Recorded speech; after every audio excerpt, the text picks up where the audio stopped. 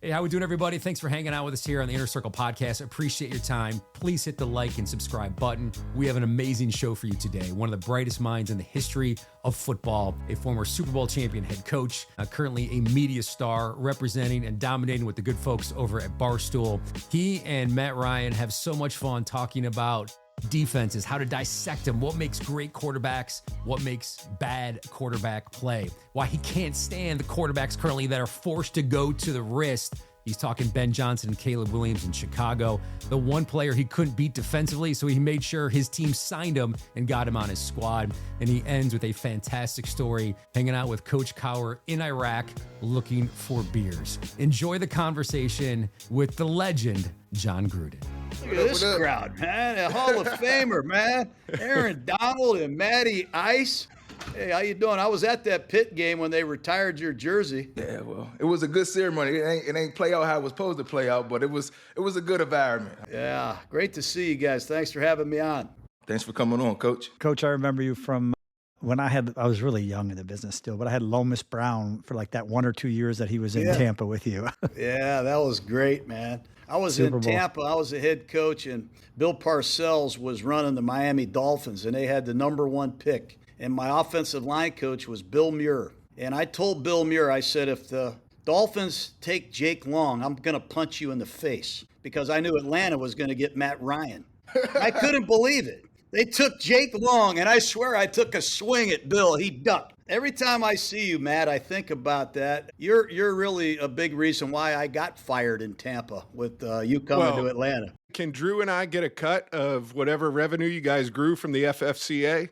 Yeah. I feel like we earned a little bit of that cut. Yeah, yes, you did. I'm honored to be here. I love both of you guys. Big fans, man. Big fans. Appreciate it. Well, we appreciate you coming on. And so I'm always curious, you know, you're in that coaching world, that coaching mindset all the time. What does your week look like now? Obviously, you got other responsibilities. You're doing a great job with Barstool and going on and creating content with them. But are you still game planning? Are you still in there grinding on tape? Are you looking at defenses and saying, how would I put together a game plan this week to go against whoever it may be? Yeah, pretty much. I get all the tapes. I come in here, and my schedule really hasn't changed since I got into coaching. I just love coming in here, staying on top of the trends, what's going on. I got new coaches, new players, new schemes, people adapting to different senses of adversity, injuries happen. I just love it. Hasn't really changed that much. I still talk to a lot of coaches in the league. There's some players in the league I send little tip sheets to, and I try to encourage people, not always technical stuff, but I just love it, man. And this is the best time of year. This is when the games really start to matter. Yes. So what you trying to give us a hint that you gonna come back coaching or something? It's like you still got the itch. I do have the itch. Like. I mean, look at me, man. I'm itching.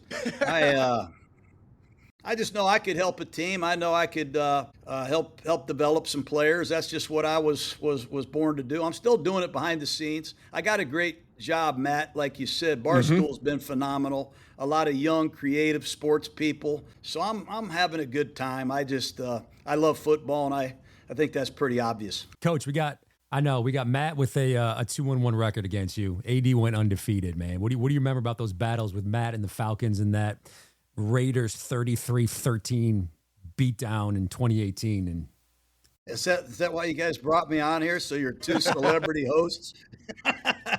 I'm not ashamed to lose to Aaron Donald and Matt Ryan, just so you know. I think we had Chris Sims and Bruce Gradkowski and Luke McCown and Tim Rattay. We were going through quarterbacks like we were changing shirts. But, Matt Ryan is Matt Ryan. I mean, hell, that was a great team. They had Roddy White. They had Julio Jones. They get Tony Gonzalez in free agency. That was a hell of an offensive scheme. Dirk Cutter was a great coach.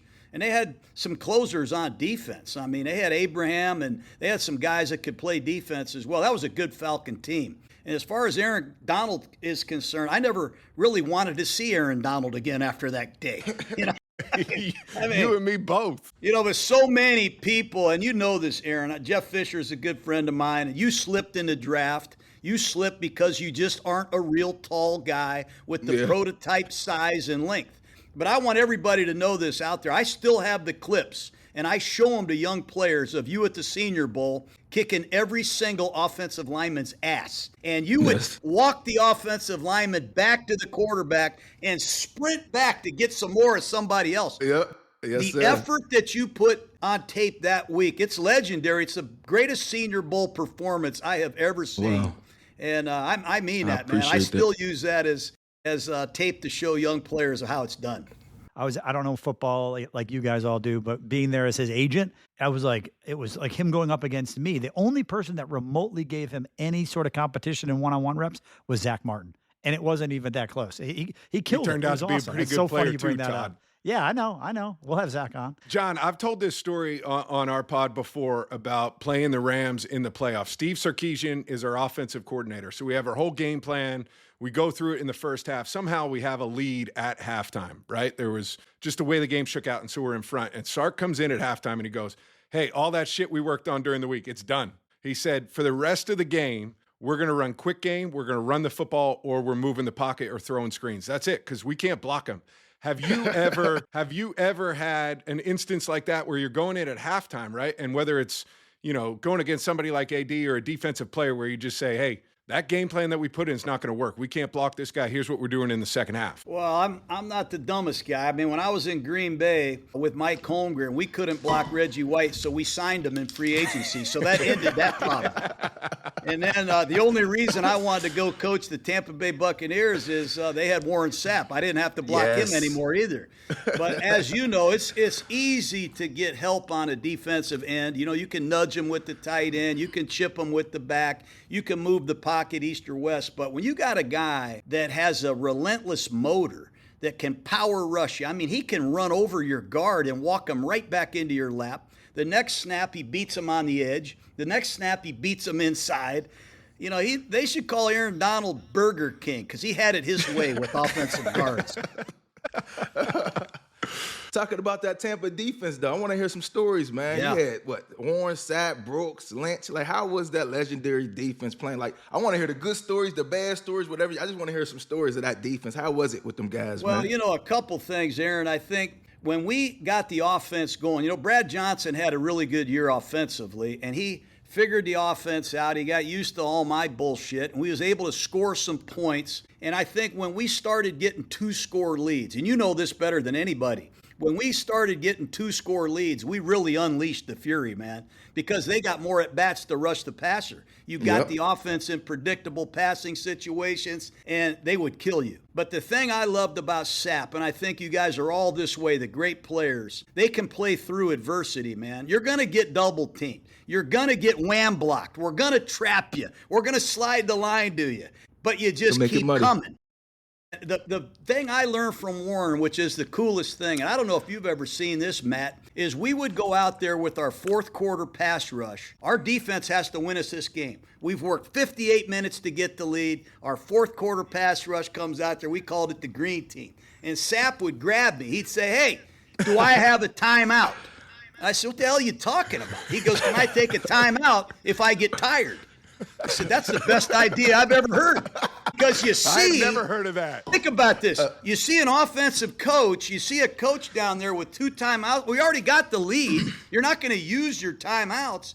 But I get tired of seeing these great pass rushers tapping out in the 2-minute drill. I hate that shit too, Coach. I hate it. I used to hate when my guys did that to me. Take a timeout, and we would go out there with fans, air conditioners. We would cool them off, and the next snap, he would blow by somebody. But that's one of the great things I learned. And then the final thing was, it was a great challenge for our offense to go out there every day. We knew if we could block Sapp and Rice and Derek Brooks and Lynch and Rondé Barber, if we can move the ball against these guys, we can move it against anybody. And we challenged them. We didn't always win, but we went out there and we challenged them. We gained confidence, and I think we gained their respect.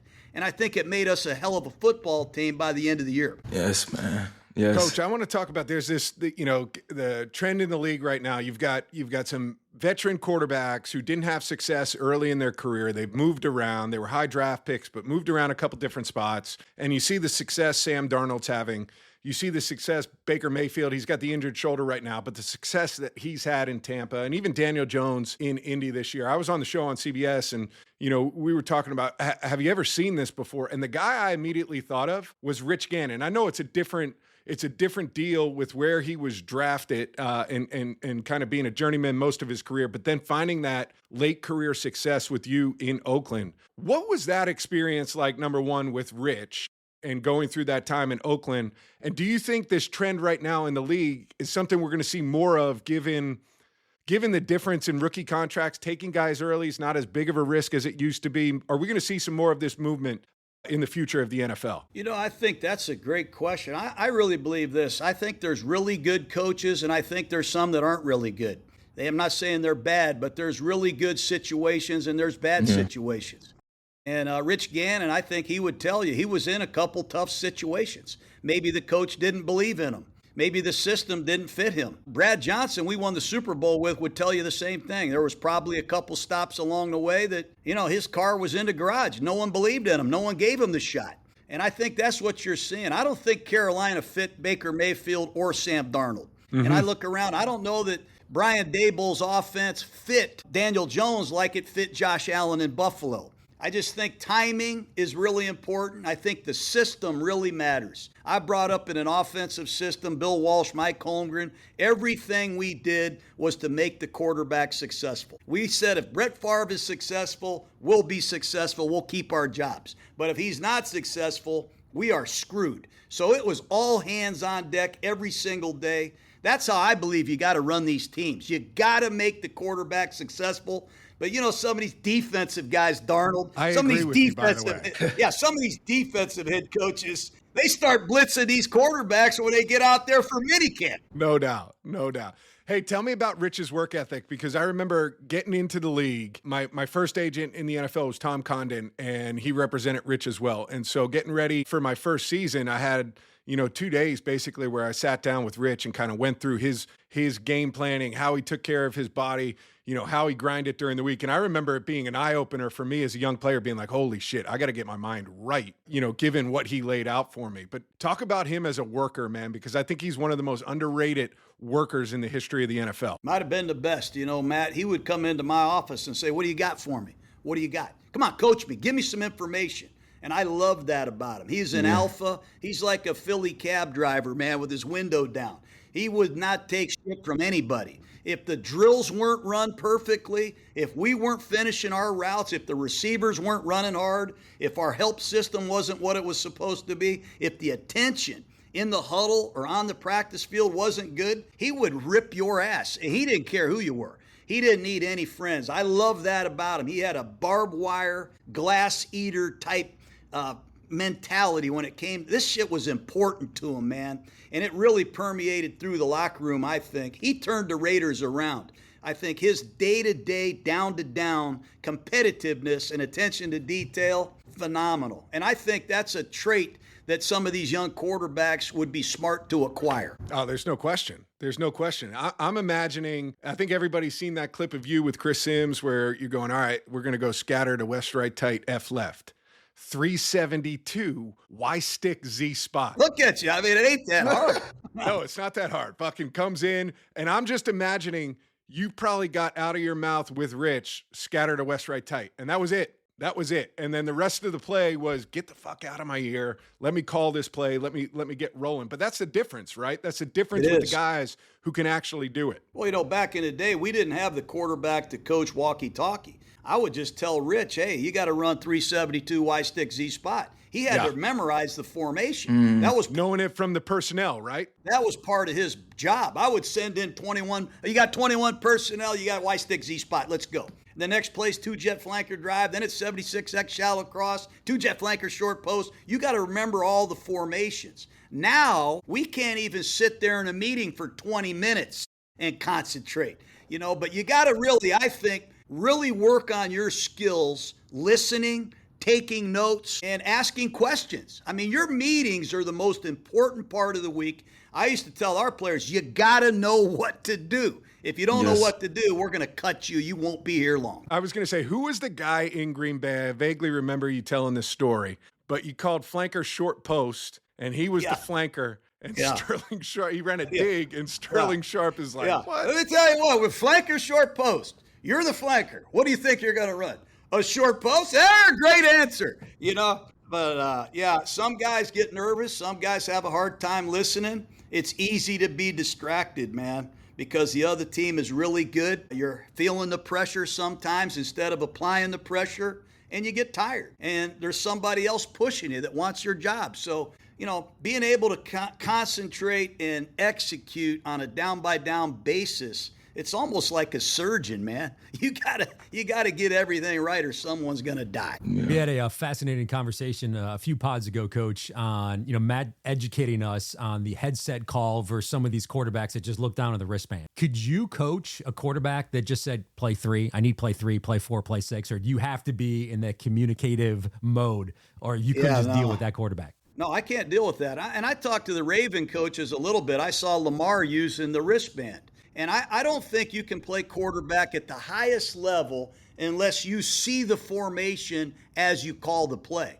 I mean, I wanted our quarterbacks to see trips right when they said trips right. I wanted them to feel the F left and the tight and the nasty calls. I think you got to see it as you say. You just can't look at it. And you got to speak with a little bit of loam, large open moving mouth, a little communication and eye contact. Hey, trips right, F left, 372, cut them down, get their hands. You got to be able to be emphatic and communicate. I don't like the wristbands, not one bit. So, Coach, I was telling these guys the year I went to Indy, they operated off a wristband. And that was just how the structure of their organization was set up, right? Off the call sheet, it was coming in. And I struggled so much because my whole career was the exact same as what you're saying. It comes in and we're going to go scatter, west, right, tight, F left, 372, Y stick, Z spot. And as soon as I heard that, I pictured it the first time.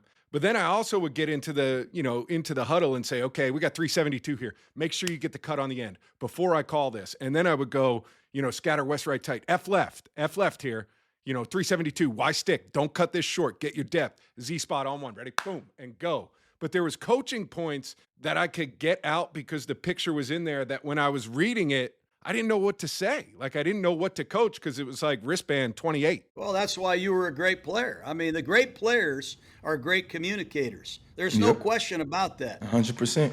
There's good players and there's great players. The great ones are great communicators. I coached the Senior Bowl college all-star game 4 times.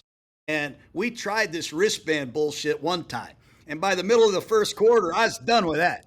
Hey, I can't even play number 7, flip it, because you don't know if it's a right formation or a left formation. Yeah. And I'll be honest with you, Matt, our game plans were 6 pages long of passes. I was crazy with that. I always felt the contingency plan was more important than the plan itself. I wanted to have a litany of blitz beaters just in case they started heating me up. And then I wanted to have I wanted cover 2 beaters just in case. I wanted plays out of 21, 13, 12, 11, no back plays. I had a lot of plays for everybody. I wanted Jerry Rice and Tim Brown to come into the meeting room and go, whoa, I got this, man. I love this. I think once you start being an 11 personnel, 11, 11, 11, and you start running some of the same inside zones with built-in bubble screens, with the clapping hand, what is it, snap count?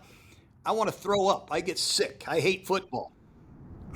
As a defensive player, make our job easier. You don't want to pit a different. Give me one package. Let me see. I already know what they're coming out with. We're going to dominate that. Well, let's hear from you. I've always wanted to hear from you, Aaron. You're in a Hall of Fame. You're going to be a first ballot Hall of Famer. When you got the call, over zone the Y, under China, as soon as you got the call, what was your standard operating procedure? I mean, did you have to communicate? What was your deal?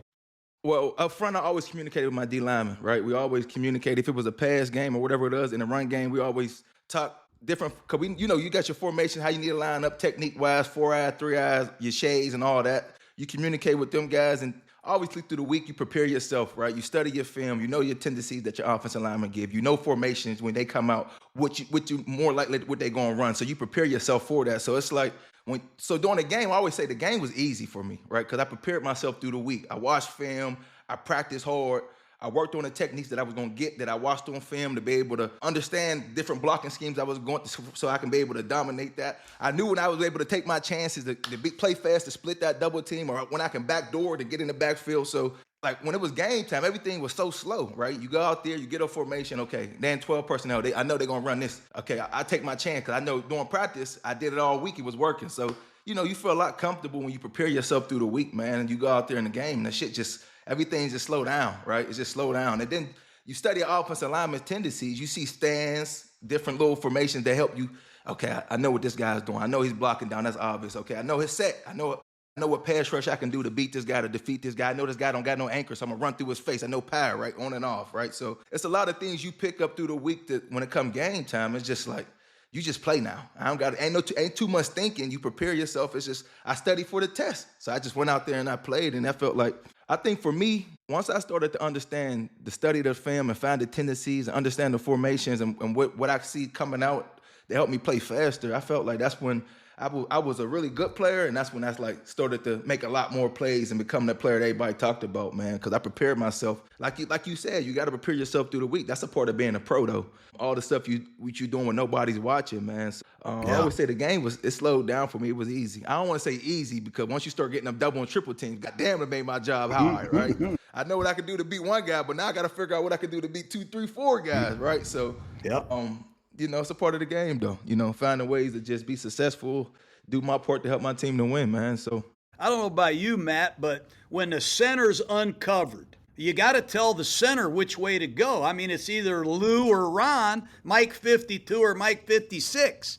But when you got Aaron Donald over there, I always tell the center, you go to 97. It's fine, just fine. Because you know these some bitches. 99 with the Rams. Yeah. You go that way. You know, it's like when we had Warren Sapp, we would show a blitz on the side away from Warren just to make the center go that way, because you need the center in the back, and Aaron Donald would be getting a one-on-one with the guard. So, you know, we ain't stupid, man. We ain't that stupid. But we used to set things up for that and do that. But I felt like later in my career, we'd have an overload to one side. I'd be on the backside to get the one-on-one. They still slide the protection to me. We got a free blitzer coming in there. I'm like, that's supposed to be my side. But it's I was just going to say, we would have trump cards during the week that we'd say, hey, we'll live with being hot. We'll live with not protecting it over here on the left, and we're going to have this built in, whether it's a side adjust, whether it's a route that's already on, whatever it is. We're going to live with being hot over here and take our medicine, but we are not going to slide away from him. We are not going to leave him one-on-one. We don't have a chance. You know, that's the thing I would love to sit down and talk with you about, Matt, is pass protection. Because when I watch college football now, and I deal with a lot of these young players, there's not a lot of colleges that are really servicing drop-back passers. Everything is an RPO. Most of the quarterbacks are runners. They're going to keep it on the zone read. Yep. There's very few quarterbacks that drop back and read through progressions in college. And I'm seeing it in the NFL a little bit. But I keep track of every sack, and I'm convinced every sack has a reason. So I put it in my little terminal. Maybe it was a bad set by the left guard. Maybe it was a bad bang call. We didn't pick up a 3-man blitz. But there's some poor pass protection right now going on in football, and it's really impacting the pass offense. And I think there's a real concern I have for some of the drop-back passing in football. I don't see the routes I used to see. And to be honest with you, it's not as exciting to me. Yeah, I mean, I think back to my prep during the week. I would say probably the majority of my time spent watching film, but because at some point, Coach, I know what cover 3 looks like. I know what, 3 fire zone look like. I know what quarters looks like. I know this. I know the rules. I know how it's structured. The majority of my time was set off of what front are they in, what protections do we have up in this formation, how they set up, what are their blitzes, how are we going to protect it in, like you said, in 72 protection, in 82 protection. I'm assuming in your scheme, that was like a full turn, gap protection type. Okay, I'm fine there. But in jet, I need this. In man protection, I need this. In scat protection, I need this.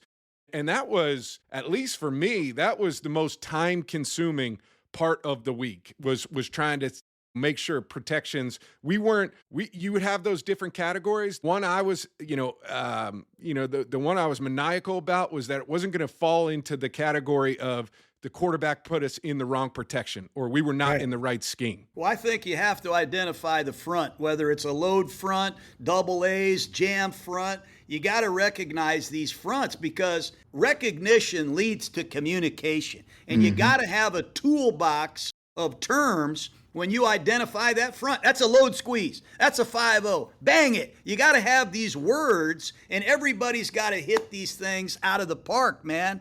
But I just see a lack of communication. I wrote these 3 letters down. I had hats and T-shirts made. I'll send you one. It's RCE. And it was a big part of our existence. You got to recognize the defense, man. You got to recognize the front, the coverage, the matchup, the situation. Recognize it every single snap. And then that leads us to communication. We're good. We're good. Come on in here, block that sumbitch, or audible. And that, if you can recognize and communicate, it can lead you to high levels of execution. But without the R and the C, you got no chance. And I don't want my quarterback running around, scrambling around, throwing it against the grain with some bullshit completion. I want to be in rhythm. I want it to be on time, accurate. I want it to be professional. And I could be crazy for feeling like that, but I don't see very much of that anymore. I think we're starting to see a little bit of that in Chicago. I am too. I think Ben Johnson is doing a very good job of what we saw last year from Caleb and really even what we saw in the first week or 2 from him during the season. He looks like a different player to me right now than he did 10 weeks ago in this season. And I think the similarities are very similar to you. You go to Oakland. I think you were maybe 34 or 35 when you went to Oakland, right? Yep. And Ben Johnson is 39 years old, taking his first head coaching job as an offensive play caller in Chicago. And I think I see them putting him more under center, Coach. Going old school. They're getting under center. They're running the ball from under center. They're dropping him back from under center. They're using play action pass under center. I think we're seeing some of that reversion to what we saw in the past. And I truly believe that's the reason Chicago's having success. Yeah, and I don't think it's a coincidence that Josh McDaniels in New England are having success either. I watched the Patriots, and they're doing the exact same thing. They're underneath the center. They're really accommodating the running back by doing that. Get that guy back there. Let him get ahead of steam toward the line of scrimmage. Let him have some time to read his cuts. And let's get some real play-action passes. A lot of this pro football focus, a lot of this statistical data that we get. Oh, you like them, huh? You like them, Coach? Well, they're calling RPOs a play-action pass. It's really not a play-action pass, man. It's a running play. It's a run. But I do agree with you. I think Caleb Williams and Drake May are really coming on. I like what Detroit does. I got to go up and watch them in training camp with Jared Goff. But there's not a lot of teams that do it like you did it when you played all those years. One thing I think, and this would be my last question, I'll let these other guys, fire some more off. But one thing I think for quarterbacks in general is I think this timing gets wired into your head better when you throw from under center. I'm not saying we shouldn't be in the gun to do certain things, but I'm saying you learn as a young player the timing of pass concepts, of reading flanker drive, like you said. Is it zone coverage? Can I extend my 7? Is it man-to-man? Do I got to chop these up, put them up, pick them up, put them down, be on time for that crosser? But it hardwires your brain to understand what the actual timing of the play is so that when you go to gun, you have that reference point. I can choke this, slow this down a little bit in my drop, or I need to pick this up or whatever that may be. I'm a massive believer in teaching young quarterbacks to learn the passing game from under center. Doesn't mean you have to call it every time like that in the game, but you have to learn it from under center. I agree 100%. I think you got to get into the shotgun. That's a completely different story. Shame on Aaron Rodgers for what he did to the feet in the shotgun. He's the first guy to really put that right foot back in the gun. When you're underneath the center as a right-handed quarterback, there's a little stagger. Your left foot is behind your right foot. And if you're taking a 7-step drop, you can figure it out yourself. But when you go to the gun, that would convert into a 5-step drop. A 5-step drop would convert to a 3. But when you are Aaron Rodgers, you put that, you switch your feet. And now their footwork is a little bit different. And I see a lot of guys doing the exact same thing. And I ask them, why do you have your right foot? Why are you doing that with your? Well, Aaron Rodgers does it, and I said, "You fool! Aaron Rodgers just does it to be different." You know what I mean? The only valid argument that I could that you can make, I think, with the right foot back is for quick game from the gun. Now, that's the only one I sit there and say, okay, because you can hit that just little slide step and you have the ability to get the football out. But it does screw up the timing because it becomes a 4-step drop instead of a 3-step drop from the gun. Yeah. It becomes a 6-step drop instead of a 5-step drop, and inherently you're late. I saw Jameis Winston had his feet the same when he won the Heisman Trophy. He throws for 5,000 yards twice in Tampa. He goes to another team and he switches his feet because the coach says to. Kirk Cousins did the same thing. He throws for 8 million yards. They get a new offensive coordinator in Minnesota. They say, switch your feet. I said, switch them back, man. Switch them back. I'm nuts. Right? Last thing I'll say, Matt, with the quarterbacks every day, I had to grade 3 things on every play. We had to grade the feet. We had to grade the decision. And if it was a pass, we graded the throw. And we wanted feedback from our quarterback on every play. What'd you think of that, Matt? What'd you think of that? You like the depth of that? How'd that feel? Should we go 5 here instead of quick 7? What do you think, Matt? Should we take a stretch step there? But, I don't know, to my point, with the footwork in the gun, some people do, some people don't. Some teams have the starting quarterback's feet like this. The backup quarterback's feet are like this. And I say, who's coaching this team? No, it's interesting times. Times. Different times.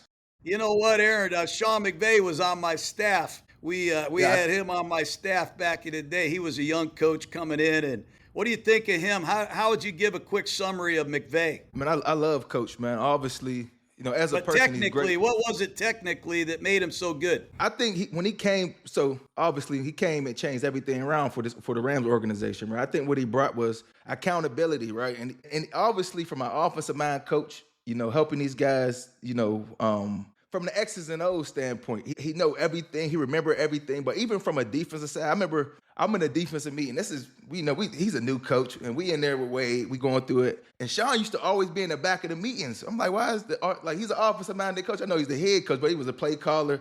He'd be in the back of the meetings, and he'd stop the meeting and be like, hey, coach. And he start asking Coach Wade about the defense and plays, and he knowing the terminology and things like that. So I think he just brought a lot of accountability, man, a lot of confidence to the team, man.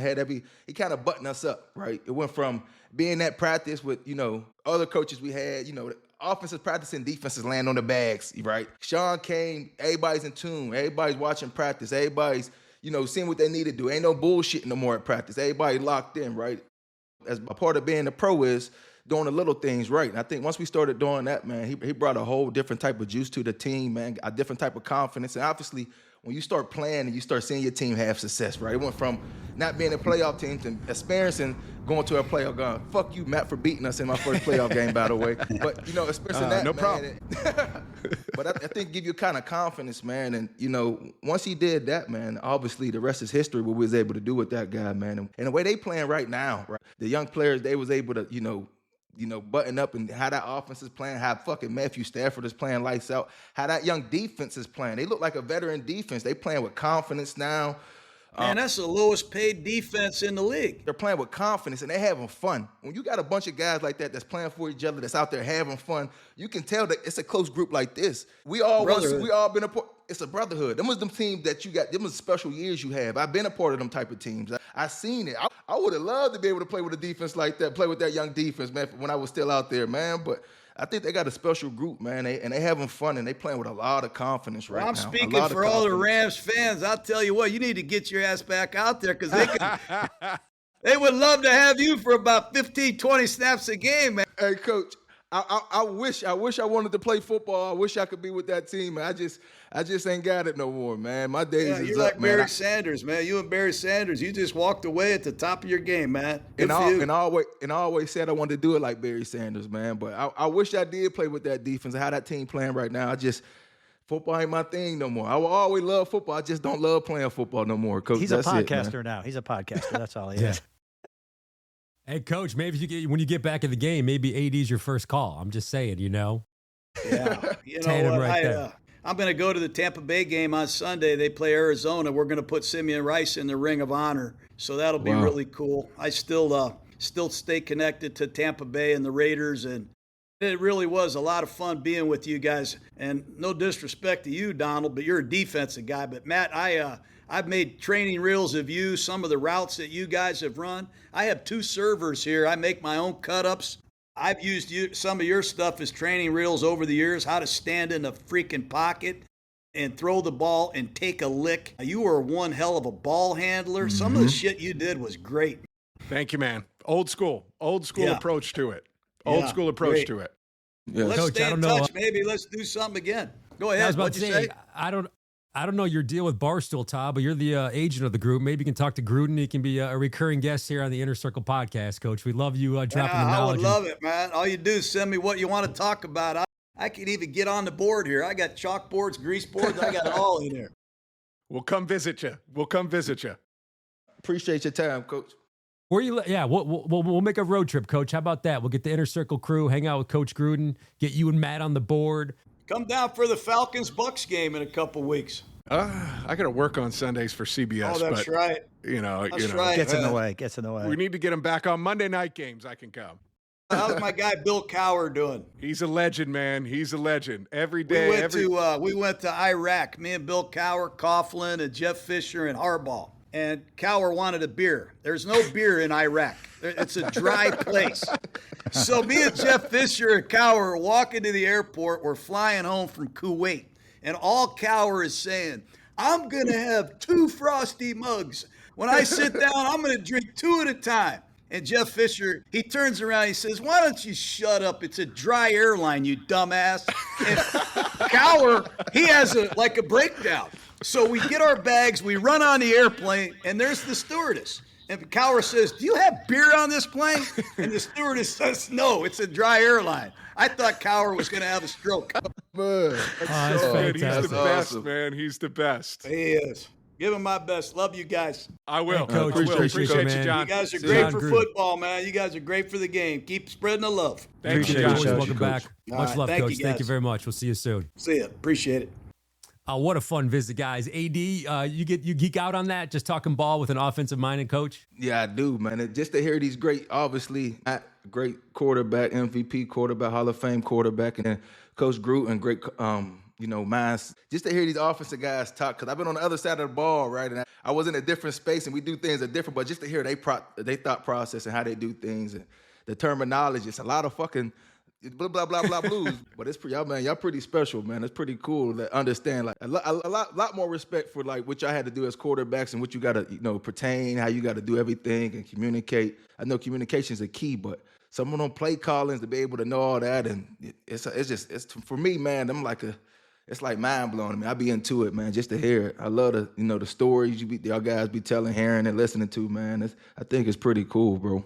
His energy, his passion is unbelievable. I feel like if I was a player, I would be so locked in and making sure that my T's were crossed and I's were dotted, because you just know how much he's on it and how important it all is.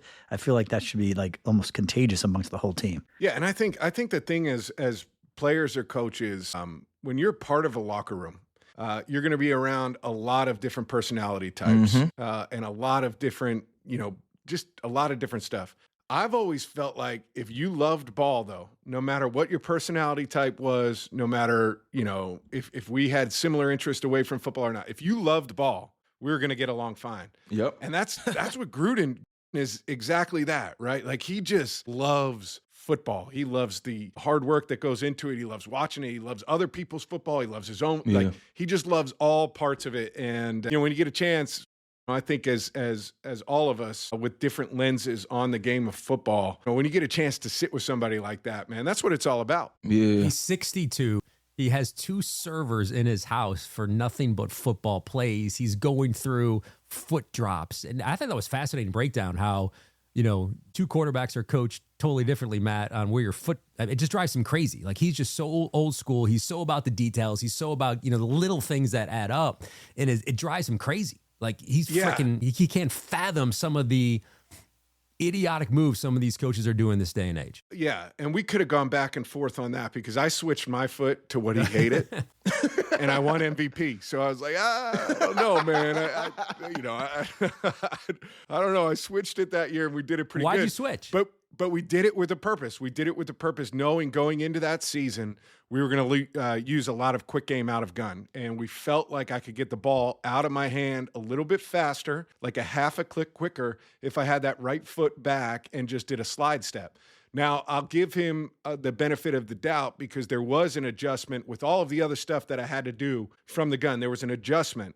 But I go back to sort of what I said, and Jon agreed with, was, but I had learned the game from under center. So I had learned the timing, and I had this kind of metronome in my head of what the timing of certain plays look like. And I think that allowed for me to be able to switch my feet during that season, during that 2016 season, but still have that timing in my head. So I could sort out that the steps were off, but I knew the timing that I had to do those steps. But, some people have success with switching those feet. I think I did, and some don't. It don't work for everybody, right? Correct. Yeah. Yeah, man, but that's pretty cool, man. Such stories. The Cowher story at the end was fantastic. He just oozes football, man. I hope he gets back in the game. I think the game would be better with Jon Gruden back in it. Well, I think it's going to be interesting to see. We got a lot of college jobs open, and he's been very candid about, wanting to get back into it, whether that's in the NFL, whether that's in college football. And, I don't know. Something tells me he's going to get a chance. Something tells me he's going to get an opportunity somewhere, somehow. And, we'll be recording some Inner Circle podcast, not at his FFCA spot. We'll probably be recording it at some football facility, wherever that may be. For the way you guys play, would you have worked your personalities, Matt, you and Coach, knowing that he's got that kind of get in your face and kind of call you out on certain things, but kind of push your buttons? Would that have worked? Oh, yeah. I would have came right back at him, too. Yeah, you would. Like, there he would have loved it. 100%. I think in a lot of ways, all you really want as a quarterback is somebody who's going to put you in, position to be successful out on the field. However that comes across, you've got to be comfortable with it. But if he's putting you in positions to be successful and to score points and to win ball games, that's all you can ask for. But I think, my personality type, I'm a big believer in healthy friction. Like there needs to be healthy friction to make that fire spark. And I believe that there needs to be back and forth. And I feel like I certainly would have got along well with Jon. That's what you want as a coach, though. You want a coach to get on you when you're doing shit the wrong way, push you a little bit. Like I was a guy that always told coaches, like, please, anything I do wrong, call me out, hold me accountable. I don't want to just be like, oh, that's Aaron, let him go. Don't just go over the good plays. Go over my bad plays. Call me out, hold me accountable, make me get better. Because that's the only way you can continue to get better, right? You don't want people to just keep loving you up. And when you do something wrong, they skip over that play right now. Go back to that. Call me out in front of everybody. Let me know what the fuck I did wrong so everybody know. Everybody held accountable. Everybody's here. We trying to be on the same level to get to what we're trying to get to. So me personally, I would love a coach like that to push me, to get on me. Yell at me a little bit. That's all right, shit. I'll tell you why I did it, coach. I did it because I seen this. I fucked up. I'll be better next time. And I just go out there and play ball. That's what you want from a coach. Right? I think the trickle-down effect in the locker room, when you have a superstar player like Aaron that wants to be coached hard and needs to be coached hard to be at his individual best, the trickle-down is so huge, right? Because other guys are seeing, all right, AD's getting coached like that, and he's willing to take it, and he's willing to go through with it. I've got to be able to – I think that's just so huge for a team when your best players like AD want to be coached that way. No question. And that's something, Sean, they always said. Like, everybody's held to a certain standard. When your best players is held accountable, they doing things the right way, everybody else is going to follow suit, right? If your guys are half-assed and they doing what they want to be, your coach yelling at you, you pouting and want to argue in front, that's downward hill. Like, when you got a bunch of people that's, like, all on the same page, being held accountable, the young guys follow suit, man, and that's how you get a good team. I talk to players every day, and believe me, they all notice. Right? If one guy's treated one way versus another guy treated another way, because in their eyes, I don't care if it's a seventh rounder, I don't care if it's a special teams guy, if it's a backup, they all are elite in their own ways and they all look at it. And believe me, they're making mental notes. And I think that's eventually how you lose a locker room. Todd, if your guys are coming to you like that, where the head coach is not holding the best players accountable, would you say something to the front office and kind of go back door? Hey, this is kind of feedback I'm getting, talk to me here, to it's make situational. Things better. It's situational. It depends on what it is and how extreme it is. I mean, I'm not getting in the way of a team running its organization, but would I have a conversation if something's not making sense, or I can have a confidential conversation with the GM that, I have a good relationship with and want to share something? Yeah, I'll never do it, though, in a way that ever comes back on the player. Yeah. Because at the end of the day, I can say what I want, but that player's got to go to work every single day and face the music. So I will never put the player in a bad position. But there are plenty of ways to express a feeling or something that's going on without it reflecting negatively on your client, for sure. I'm in place. You see that front office at the combine or down the road, and you can kind of just, kind of bring it up casually as opposed to something that might have happened in the moment. Could be that, could be in the moment too. Just again, you just got to make sure you protect the player and stuff. I think the best head coaches are consistent. If you're consistently, hard and tough and that, but players know what they're getting every day when they walk into the building, like that's all you can ask for. And everybody there's a ton of head coaches that are highly successful that have wildly different personalities than Jon Gruden. You can even look in Tampa, right? The success that Jon had following Tony Dungy, who was very different. But Tony had a ton of success there too. Both those guys in their own ways, wildly consistent human beings and head coaches. And that's ultimately all you're asking for as a player, is that consistency day to day and being coached the same way over and over and over.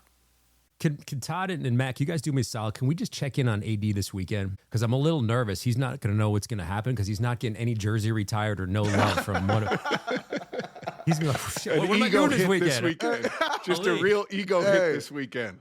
Hey, take out the trash. Go do the laundry. He's like, hey, November been good to me, man. It's been a great 2 weeks, man. A lot of emotions. Ain't been a full 2 years of retirement, but to be able to reap the benefits of what I did when I played and going to these stadiums, man, like I did with the Rams Stadium and SoFi, man. Felt so much love, bro. The halftime show with Exhibit was crazy. They did a great job. The UFC marching band did a great job. They had my highlights playing with all my stats, and they showed the tribute video, man. That made my eyes water a little bit, man, because, you think about all the hard work you put into to accomplish things I was able to accomplish, man, because I put so much work into it. And then, you see the highlights, and I remember all the emotions from them big plays you make and all that. So it's like you're reliving it, man, and it's overwhelming. It's emotional, man. So shout out to the Rams for another real special week for me, man. I appreciate it. Obviously had Pitt 2 weeks ago, and then, Rams last week. So it was a lot of love in the building. I felt it from the crowd. All the fans showed so much love. They got their the bobblehead. I want to see the bobblehead. Oh, yeah. I want to see the AD bobblehead. Yeah. Man. Love it. AD, how did the life-size bobblehead look in person? Is it awesome? It looked good. It was fire. I had my fundraiser event with my foundation at SoFi Friday night. That was great. So it was a good, productive week, man. I'm sorry, AD, I think it was really cool. You're a defensive guy, and a lot of times you see, offensive guys have their relationships with the offensive guys and defensive guys, and not so much, always across the board. Mm-hmm. But just seeing you go there and on the sideline and seeing Puka come up to you and literally embrace you for like a 30-second hug from an offensive guy. You know what? And it just really was special. I thought it was really cool. It says a lot about you. Yeah. So the tribute video they showed on halftime, Sean showed it to the team at 11 o'clock, a meeting before the game Sunday night. So, they said they cut the lights on. Guys was back there crying, all juiced up, ready to run through a wall. And Puka see me on the sideline. He just hugged me. I'm like, all right, I love you too. And he just held on. He said, I just need to feel this love, bro. He said, I watched that video, man. I couldn't stop shaking my leg. I was ready to run through a wall. I'm like, well, go do your thing. So I knew them guys were ready to play, man. They put on a show for me, man. And it was definitely a special day, man. Real special day. It was special, man. It's hard to put it in words. I can't believe a Pittsburgh kid that they said was only 6'1", not the biggest guy, couldn't do this and couldn't do that, to be able to, be 10 years in the league and accomplish things I was able to accomplish in a short matter of time, and be celebrated the way I did and the way they did for me this week, man. It's pretty cool. Well, but Toledo made a mistake. Yeah, I was going to say it. Hey, so AD,